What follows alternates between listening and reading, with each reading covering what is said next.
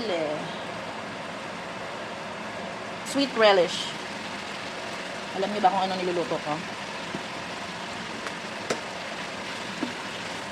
Konti lang yung nilagay ko para hindi masyadong maasim.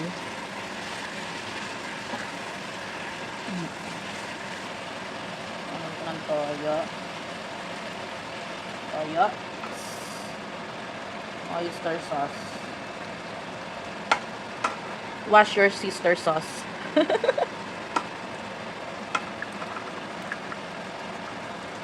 Yan, ganyan lang. So, alam mo na kung ano niluluto ko? Hindi pa rin? Okay, bye.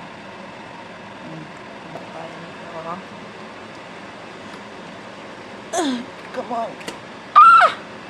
Shit! Oh my God. Ah.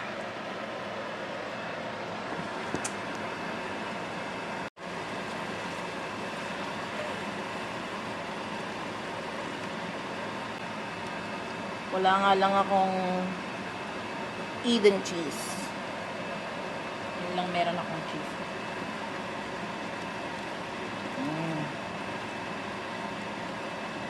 Ginamit ko Swiss.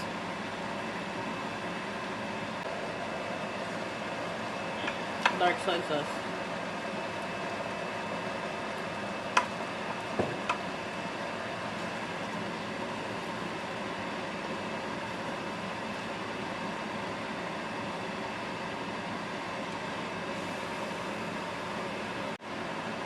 Maglalagay na ako ng tubig.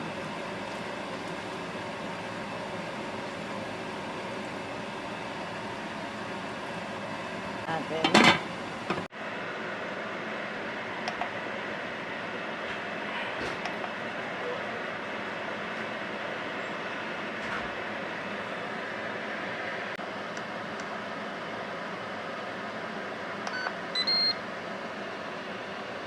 Okay. See you in a bit. Sobrang lambot na niya. Asa. Konting brown sugar. Konting beef powder. So, maglalagay lang ako ng sky flakes.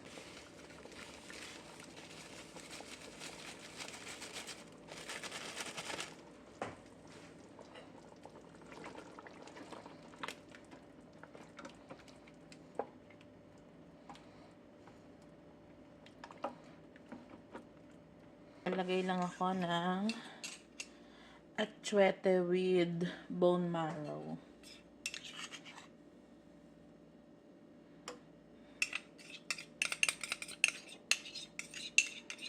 Ito yung pampakulay.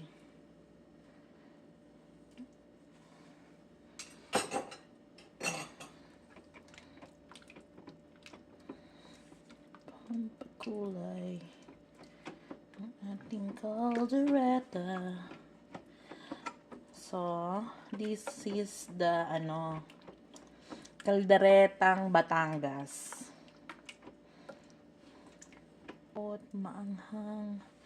So, yung beef ko hindi siya masyadong mataba. So, maglalagay ako ng bone marrow. Pampaano ng ito, bone marrow.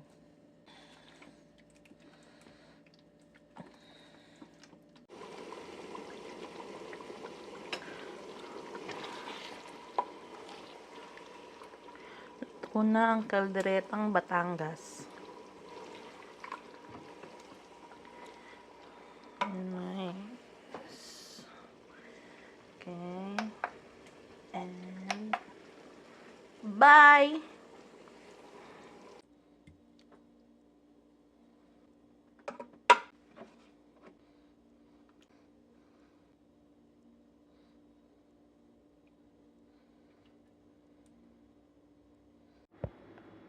So, luto ng ating Batangas kaldereta.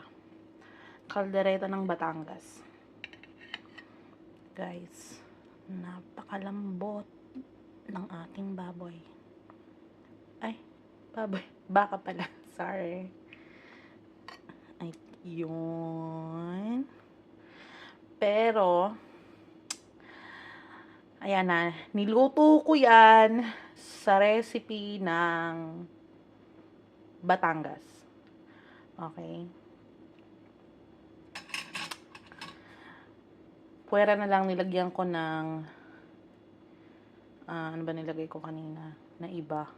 Nilagyan ko siya ng bone marrow. Kasi hindi mataba yung aking baka. Pero dahil gusto ng nanay ko ng gulay, nag-request siya na lagyan ko daw ng patatas. So, ayan. Ha? Nalagay ko lang sa ibabaw. Huwag kayo sa akin magalit. Ayan. O, diba? Hindi naman nakahalo. Huwag kayong masyadong harsh.